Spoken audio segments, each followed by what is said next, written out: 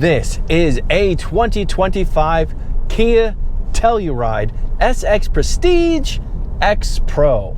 The tippy top of the line version of Kia's largest SUV, one with a bit of extra off-road prowess and a load of luxury. I say tippy top because the SX Prestige is the highest of 5 trims offered above the LX, the S, the EX, and the SX trims. And it's an X Pro, which is above the X line in terms of a bit of extra off-road prowess. It's only offered on the top of the line SX Prestige and the EX trims. It's also the one and only trim that was higher than the last Kia Telluride I tested. That was an X-Line SX Prestige, and the X-Line is also offered on the EX and SX trims. But other than adding standard second row side airbags and making the drive-wise system a little bit more robust, very little has changed from the 2023 Kia Telluride I reviewed. So the question is, does it hold up against the best and the newest of 2025? Let's find out. I review all kinds of cars and I have fun every time. Please subscribe and join me. The base price of a 2025 Kia Telluride LX with front wheel drive is $37,805. Going with the SX Prestige X Pro raises that quite a bit to $55,100. And my test car did come with a special paint and a few other items and cost $56,240. All right, with that, now is a good time for me to pull over and show you around and inside and under the hood of this 2025 Kia Telluride. Looking at the front of the car, this has really become an iconic shape, partially because it was such a hit when Kia first launched it, and partially because Kia has mimicked it and reproduced it on many of its other SUVs. Critically, we've got these nice vertically stacked headlights right here, and then there's just nice squared off front end generally. Because this is an X Pro, and X lines get it as well, we have a unique grille right here, this one in gloss black, and we have this nice Kia emblem kind of baked into it. Not much has changed styling wise since the 2020 model year, and it also includes what's underneath the hood. Let me show you. Well, there you have it, your 3.8 liter V6 tucked nice and low in the engine compartment. You get 291 horsepower and 262 pound-feet of torque. It might be hard to see from the camera, but the engine oil dipstick's actually really easy to get to towards the front right here as well. And finally, we have windshield washer fluid, very easy to get to on the passenger side. Looking at the Telluride in profile, again, very familiar shape, but this gives you a better look at the $495 Midnight Lake Blue optional color. It's lovely. Also, because this is an X line, this particular one is an X Pro, we have slightly higher ground clearance, 8.4 inches instead of 8 inches even, so that raises the car up just a little bit. We also have body colored door handles and this raised gloss black roof rail right here. Those are both X-Line specific traits that the X Pro also gets. It's nice. It's also not small. I will go ahead and put the dimensions up on the screen for you to check out, and I'll add the ground clearance since we talked about it, and let you know that I have a lot more information in the description. The base wheel for the Telluride is an 18-inch wheel. Many of the trims go up to 20-inch wheels, but exclusive to the X Pro, you go back down to 18s, you get this unique shape, and you get these Continental Terrain Contact all-terrain tires mounted on them, 245 60R 18s at all 4 corners. Looking at the rear of the car, again, pretty darn familiar shape since the 2020 model year. We do have a nice and subtle roof-mounted spoiler. It's not over the top. I appreciate that. Yes, I know it's not at its cleanest state right now. I get it. But I will soon, trust me. We do have these nice vertically mounted tail lights right here, and this nice black Kia Telluride lettering right here. And this is your very explicit designation that it is in fact an X Pro. Kia hasn't changed much, especially when it comes to styling, because they haven't had to. And it's also quite spacious inside. Let me show you.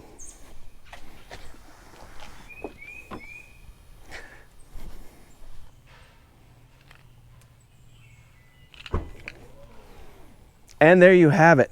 21 cubic feet of storage behind the third row. And because it's an X Pro, we have AC power, 110 volt inverter on this side. So that's a nice little extra feature to have there. And if you need more than 21 square feet of space and only need to carry 2 rows of people, that's easy to do. Pull a couple of straps and you have 46 cubic feet of storage and room for 4. Push a couple buttons. Give a little bit of encouragement. And you have 87 cubic feet of storage, and I would say plenty of space for my bike, but let's double check just to be sure. Plenty wide. Oh yeah. Slides in easily. Tons of space. You could easily fit a bike back here comfortably, probably 2 or 3 if you got creative. All right, let's check out the inside. We have an option called the terracotta interior package. So other than being just black, we have this nice two-tone, and I do really like it. The black, but then the terracotta down here. We've got these nice silver chrome strips right here, little pieces of wood-like material right there. We also have terracotta on the seats. It is a $295 option, and to me, it's money well spent. The third row itself is pretty much for kids. You can see the seat bottoms are awfully low. There's not a lot of width back here, but okay, I'll do it. I am 5 feet 11 inches or 181 centimeters tall, and you can see I have no knee room. The seat bottoms are quite low, so I have way more than a 90-degree bend in my knees, not much thigh support, but all that said, it's actually not so bad back here. Adults could survive a short trip, and you do have a couple of USB Type-C ports to charge things, and a couple of cup holders as well. So even for adults, it could be worse. But that's enough back here. I am still 5 feet 11 inches or 181 centimeters tall, but now I have much higher seat bottoms and a lot more legroom. So I have several inches of knee room. I have good thigh support, and I have plenty of headroom as well. And there is something new for 2025, and that is standard second row side airbags. We do have another inverter for the second row, along with 12 volt power right here. We also have USB Type-C ports on the backs of the front row seats. So yeah, we've got a lot of accommodations up here.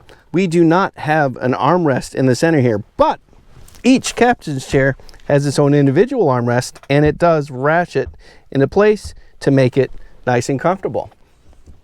Of course, we have a nice example of this terracotta and black interior package thing going on here again. We do also have the usual control on the door right here. We do have 2-position driver's seat memory right there, and we have several controls to the left of the steering wheel right here. The front seats are power adjusting in many different ways, including lumbar support, which is always appreciated, and adjustable thigh support as well. And you can adjust both the tilt and telescope of the steering manually right there. Because this is an SX Prestige, this power seat is upholstered in Napa leather. It is soft, it is lovely, and because it's an X Pro, it says so right there. Push button start is right here, and the climate control is going to make some noise, but it is worth it. It is warm. On SX and higher trims, you get a fully digital 12.3-inch instrument cluster and on every single Telluride, you get a 12.3-inch center display. But because this is an SX Prestige, we also get a 10-inch head-up display right here, and that is bright and lovely and useful. The steering wheel itself is a good diameter and a decently thick rim, and it is wrapped in a nice leather.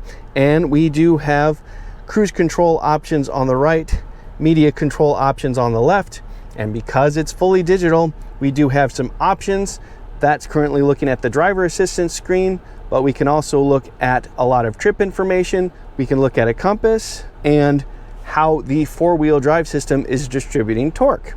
The instrument cluster also changes when you change drive modes. I'll show you that in a moment. The center display does also have a lot of different options here, and it does also include Apple CarPlay and Android Auto, but it is showing its age in one little way. It is wired. See where this says phone projection? When you're plugged in, this will say Apple CarPlay or Android Auto. And as you can see, we have 2 pages worth of controls right there. Beneath that, we do also have a wireless smartphone charger right there, and that comes on S and higher trims. And we do also have a 12-volt port for electricity needs as well. Just above that, we do have standard dual zone climate control right there. And you'll see just beneath that, we have heated and ventilated seats. Now, the heated seats come on S and higher trims, but to get the ventilated, you need to go EX or higher. That's also true of the heated steering wheel. And it's actually an option on the EX trim. It's not standard until you get to the EX X-Line trim. Beneath that, we have a nice and beefy and standard looking prindle just above our drive mode dial. We do have a locking center differential. That's the push button here. I'll get to the drive modes in just a minute. We do have an electric park brake and some options for our camera views right there. Next to that, we have a nice tray, a couple of cup holders, and a nice and deep lower center console storage space right there with a removable tray and more 12-volt power. Lovely. Looking up, we do have a rear view mirror that doubles as a screen for a camera back there. We do have a sunglasses holder, and we do have controls for our many moonroofs. But the privacy panel is manually operated just like that. The privacy panel for the rear is electric and lovely. All right, let's talk drive modes. We do have several: Snow, Eco, Comfort, Sport, and Smart. And as you can see, each drive mode gets its own little digital display for the clusters, which I find interesting. We will be spending most of our time in the comfort driving mode, but yeah, I'll play with Sport, of course, and we'll see what mood we come up to maybe try Smart and Eco as well. But to do that, we have to get back to the drive, so let's get back to the drive. All right, let's dig into the powertrain. Where does 291 horsepower and 262 pound-feet of torque come from? For any Telluride, any trim, any drivetrain, you get the same 3.8-liter V6 and 8-speed automatic transmission. Couple of fun facts about this engine. It does run on the Atkinson cycle, which does make it slightly more efficient than it would otherwise, but because we have no help from turbos, no help from hybrid, fuel economy is still only so-so in the modern era. Speaking of fuel economy, it does use direct fuel injection, and it will happily accept regular fuel. For the drivetrain, many of the trims come standard with front-wheel drive, and in those cases, adding all-wheel drive adds $2,000 to the price. But any X-Line, X-Pro, and SX Prestige versions of the Telluride come standard with all-wheel drive. By the way, the base LX trim is the only version of the Telluride that doesn't even offer all-wheel drive. And generally speaking, I have to say, I'm very happy with this powertrain. This engine, it's a big displacement, not a ton of power for that displacement because of the Atkinson cycle, but it operates quietly and it operates smoothly. And because we're talking about nearly 4 liters, it's still a decent amount of power. Just under 300 horsepower for an SUV this size is totally fine. In fact, even though we're going uphill at the moment, if I floor the accelerator, get a good kick down, and really pretty darn decent pull. And we get a nice linear buildup of power. I really appreciate that.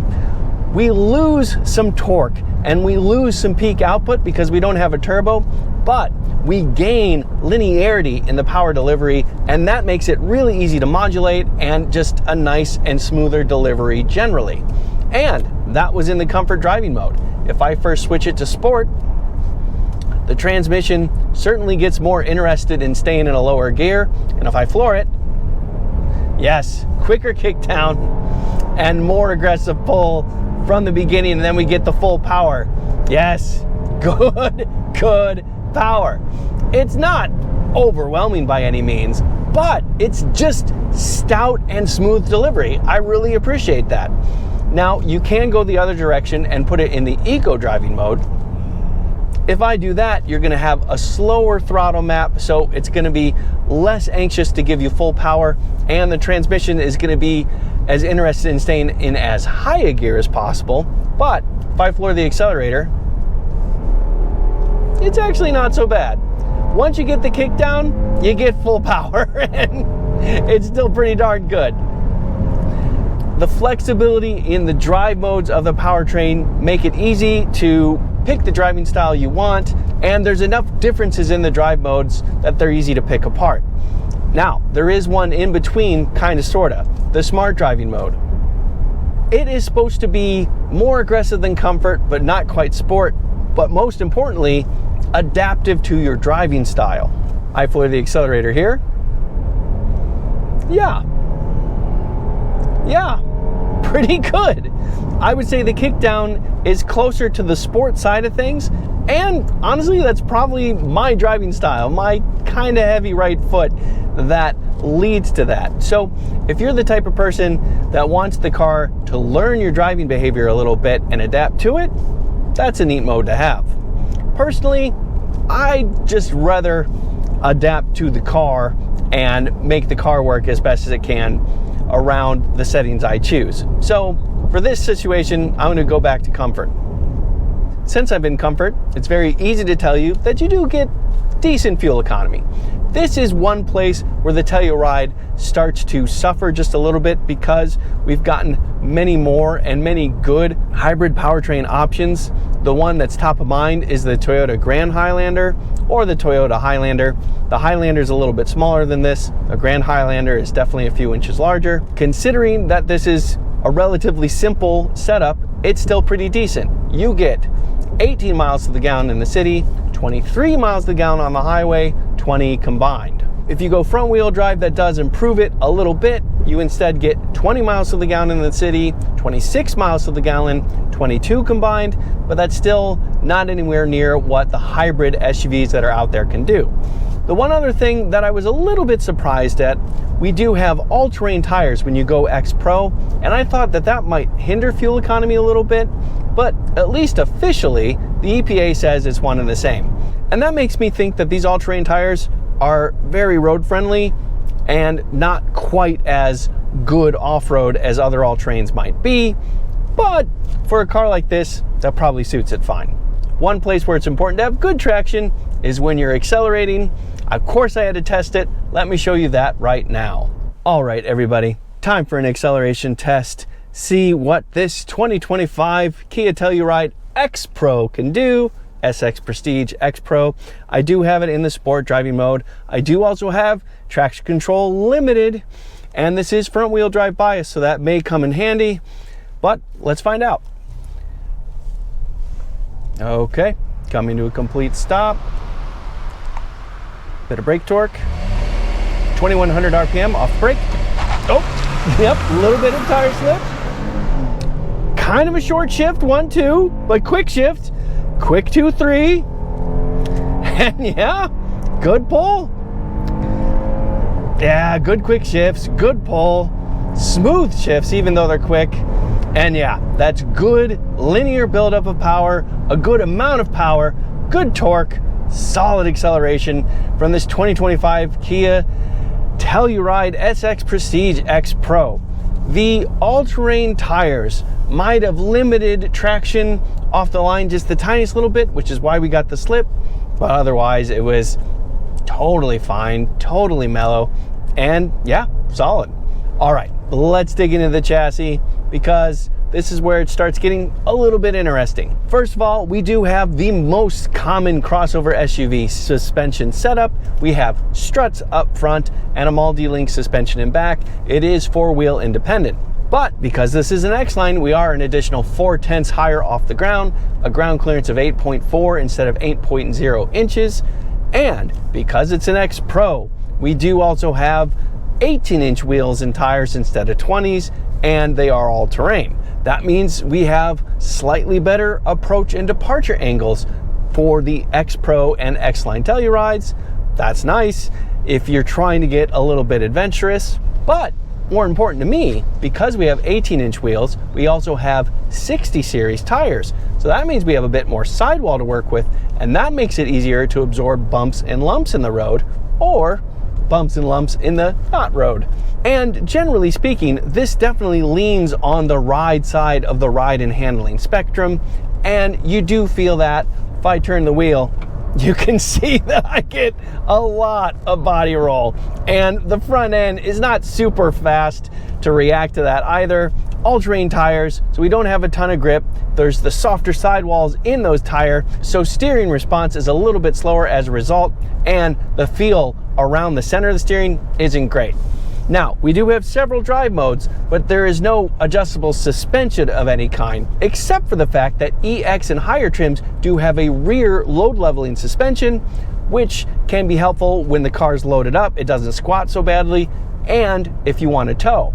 By the way, the X Pro is also the one trim that can tow more than the rest, 5,500 pounds total instead of 5,000. So no, this is not a handling crossover SUV, but it does ride really, really well. It soaks up bumps and lumps of the road easily, no problem at all. And it also does so very, very quietly. And that's true on roads like this and on the interstate. I did test it there as well. Let me show you that. All right, everybody, time for an interstate test. And I actually do have the on-ramp to myself. Oh boy, yep. These all-terrain tires are not wanting to hold onto the road much. But, you know, grip is fine. Body roll is a little bit on the high side, but also okay. Completely competitive for a family SUV like this. And now we're on the interstate. Cruise control is set at 78 miles an hour to go with traffic. And at that speed, we've got an engine speed of around 2,100 RPM. Pretty darn low, pretty nice, and it is very quiet and very much in the background. We also have all the driving assist systems on. We do have Kia DriveWise in the Telluride, and that includes a bunch of things. I'll put the list up on the screen right now for you to see. That includes Highway Driving Assist 2.0, which is adaptive cruise control, lane keep assist, and we are in a curve right now, so my hands are going off the wheel. And yep, it's keeping us pretty well centered in the lane, pretty darn well. Happy with that. But it also includes lane change assist. So if I keep my hands on the wheel and do a light tap of the turn signal indicator, it does a lane change for me. My hands are on the wheel, but I'm not doing anything. And there, turns the signal off and everything for me. Pretty slick. Now, I do want to briefly show you what I can see, because I do have the assistance screen up. And there you can see we do get 3 lanes of traffic right there, and we pass a bunch of cubes as we do. And if I turn on the signals, we do also have screens that come on to show us the lanes, and that's the indicator that it wants to do a lane change for us, but we don't have the space right now. That's why it says check surroundings. And if I do a left turn signal, we get the left screen there. Traffic's pretty heavy, so I don't know if I'm going to get another chance to do a lane change, show you what the screen can see, but let's give it one more try. Light tap, getting the arrows, and there it goes. So that green block opens up, and there we get the lane change. And I actually need to be in the other lane. And it's mad because I didn't have both hands on the steering wheel, but it worked. More fundamentally, this is a fantastic isolated cabin. It is nice and quiet in here. Very low road noise, no wind noise. I am duly impressed.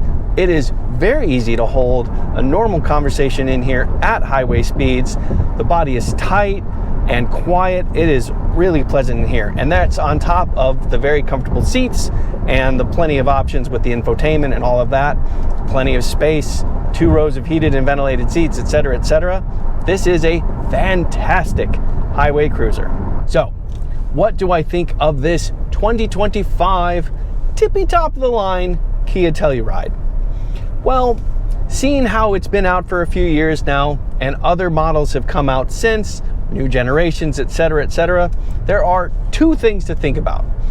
If we're strictly talking about off-road prowess, there are definitely more off-road friendly versions of SUVs out there. The Honda Pilot Trail Sport definitely comes to mind, and the Chevrolet Traverse Z71 as well. Also, if we're talking about strictly efficiency, there are hybrid powertrains out there that are really good. Now I'm thinking of the Toyota Grand Highlander as a great example.